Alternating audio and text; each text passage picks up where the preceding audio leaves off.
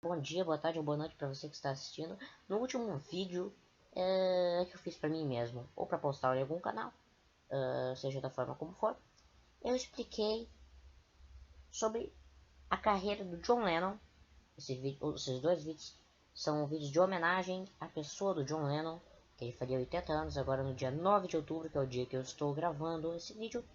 Eu foquei nos primeiros 3 álbuns do John Lennon, que é Plastic Ono Band, Imagine e Sometime in New York City.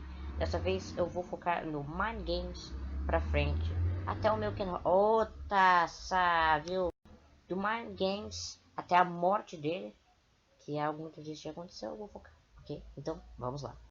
Enfim, no ano de 73, antes de eu falar sobre o Mind Games, você que está assistindo tem que entender uma coisa.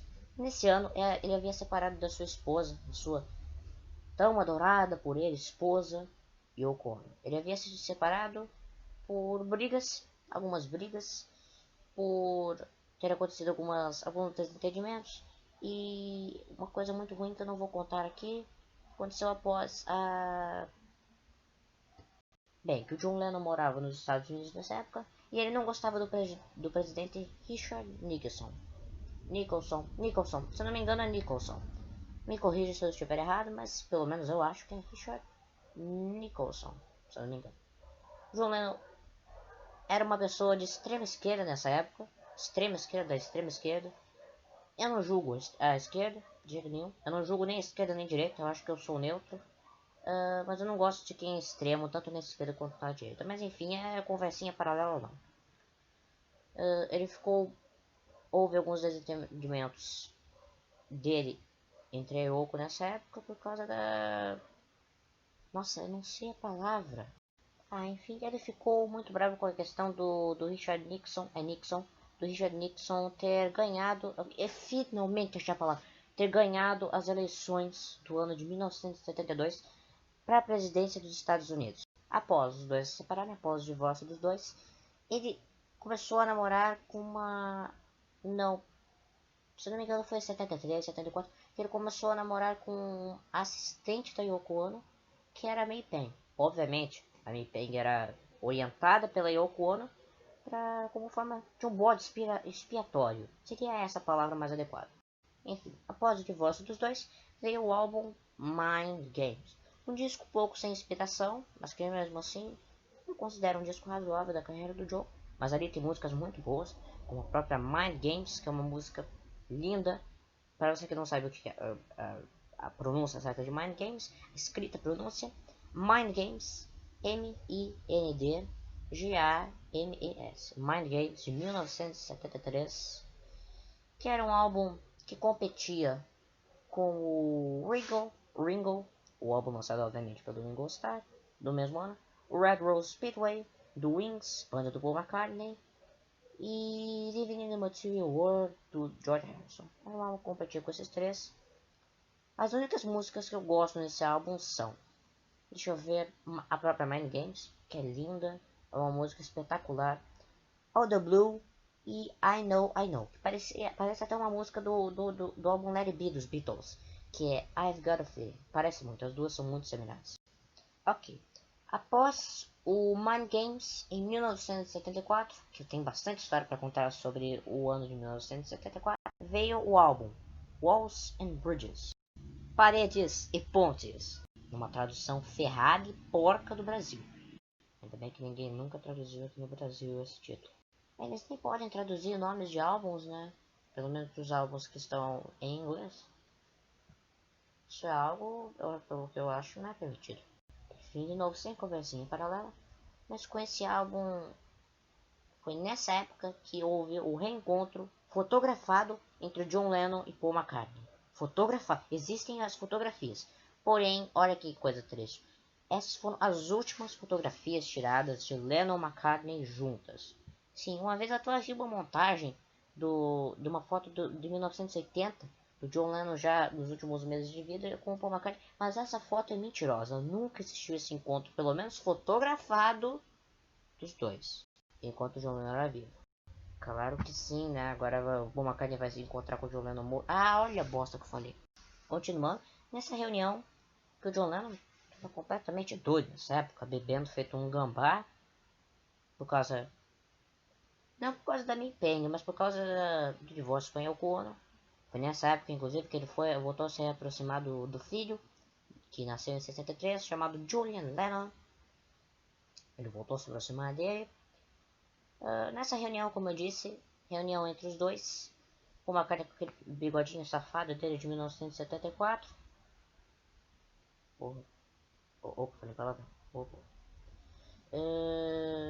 Nessa reunião não haviam só os dois, haviam Keith Moon, deixa eu ver, Linda McCartney, esposa do Paul McCartney, se eu não me engano, Harry Nilsson, Stevie Wonder, Mick Jagger, se eu não me engano. Enfim, uma galera toda nessa época aí um pouquinho antes do Walls and Bridges.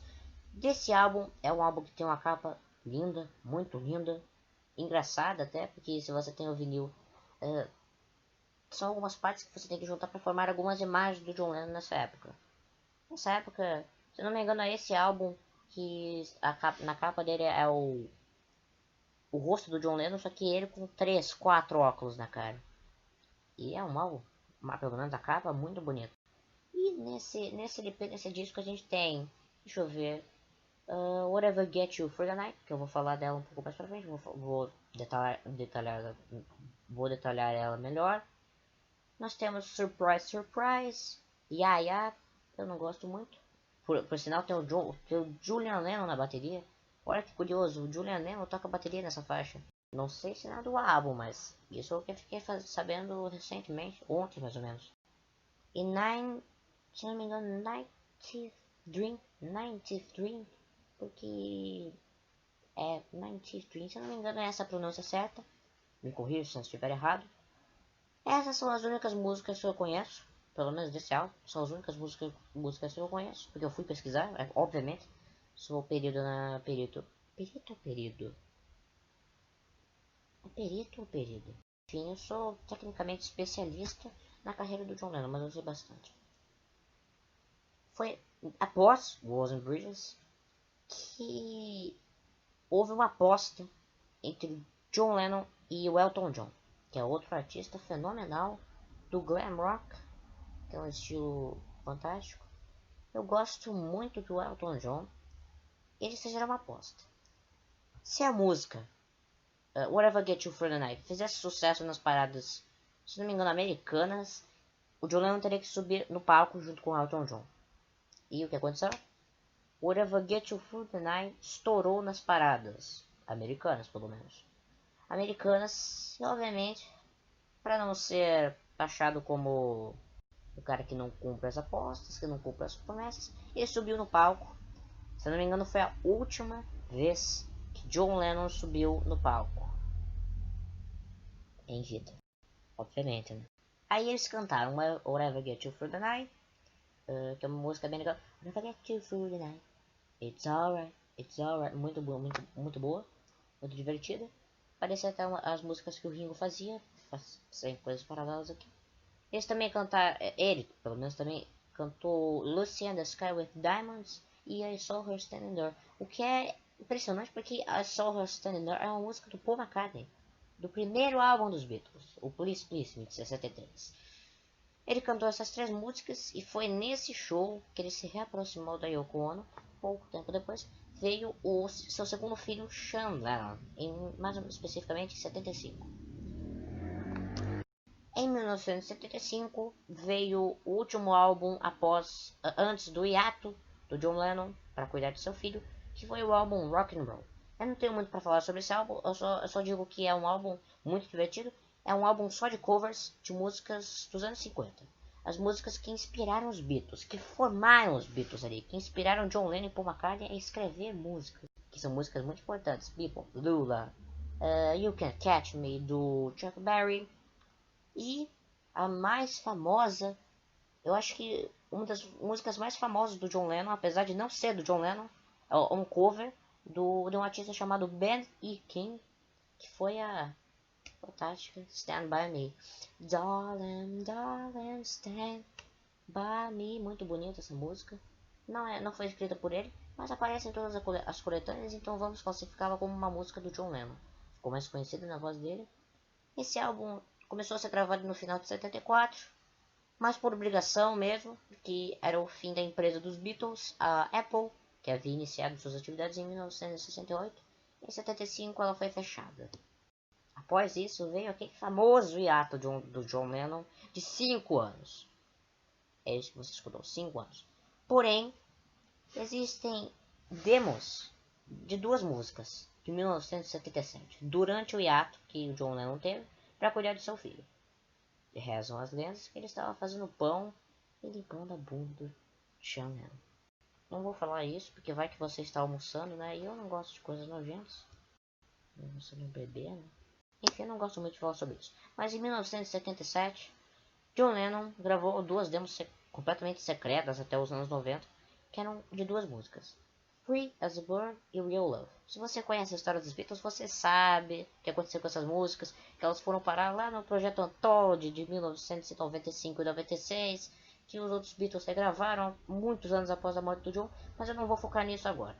Se eu fizer um vídeo pra mim mesmo, ou pra postar em algum canal no YouTube sobre os Beatles, eu vou falar um pouco mais sobre essas 2 músicas, ok? Músicas lindíssimas.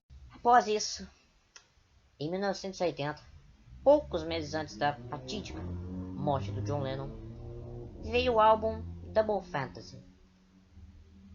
E existe uma sacanagem que o John Lennon fez sobre esse álbum que eu vou te explicar agora mesmo.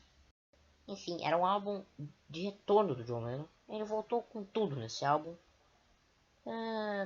Porém, ele tinha músicas muito bonitas ali. A gente tem Just Like Starting Over, Losing You, Watching the Wheels, Beautiful Boy, Darling Boy. Que música linda. Essa música fez parte da minha infância. Pra você que assistiu As Aventuras de Peabody Sherman, tem uma música que toca essa música. Close your eyes, have no fear, the monster's gone, he's on the run, and your daddy's here. Chega do karaokê. Dessa também a gente tinha o Woman, porém tinha músicas da Yoko Ono. Sacanagem, né? As músicas da Yoko Ono são horríveis. Desde a época que eles faziam aqueles discos experimentais dos anos 60. Eu não vou nem falar porque são ridículos. E olha que eu gosto de música experimental, viu? Se eu não gosto do trabalho da Yoko Ono... Caramba, né? Mas enfim, as músicas do John são bonitas. Se não fosse pelas da Yoko, provavelmente seria um dos maiores discos da história. E eu falo isso sem medo algum, que seria um dos maiores discos da história da música pop. Que é um disco mais pop, eu considero um disco muito mais pop do que os outros discos da carreira, do que o Rock and Roll. O próprio nome já faz jus. Após isso, 1980, dia 8 de dezembro de... Agora já vai entrar num clima mais triste. Olha só. O céu até ficou mais escuro após isso. Eu gosto muito do cinza, sabe? Mas, dia 8 de dezembro, eu vou dedicar um minuto a isso. 8 de dezembro veio o fatídico dia da morte de John Lennon. O assassino, que se chamava Mark David Chapman, segundo esse miserável, John Lennon era um hipócrita religioso. Uma completa mentira, né? Uma coisa de militante religioso ignorante mesmo, que tenta impor a religião na cabeça das pessoas. Não são todos, existem religiosos que não são assim. Eu já conheci vários, meus pais são exemplo. Eles nunca fariam algo desse tipo, mas nunca. Com ninguém, por exemplo. Eu estou usando eles como exemplo, mas existem outras pessoas que não são ruins. Mas David Chapman era outra coisa, né? Era um lunático. E olha que eu sou louco, mas eu acho que esse aí é um lunático de cabeça, viu? Está preso até hoje, ainda bem. Sempre que ele tenta convencer ao juiz, porque a cada 2 anos há um processo para ver se eles podem ou não liberá-lo, ele tenta convencer o juiz, mas o juiz nunca aceita. E ainda bem que esses juízes nunca aceitam, porque não é só um, né? Mas há 40 anos ele está preso. Pelo menos vai fazer 40 em dezembro. John Lennon morreu à noite, no dia 8 de dezembro. Foi muito triste. A música perdeu um ídolo. E daí, após isso, veio o Milk and Honey, de 1983, se eu não me engano. Mas eu não quero falar muito sobre esse disco.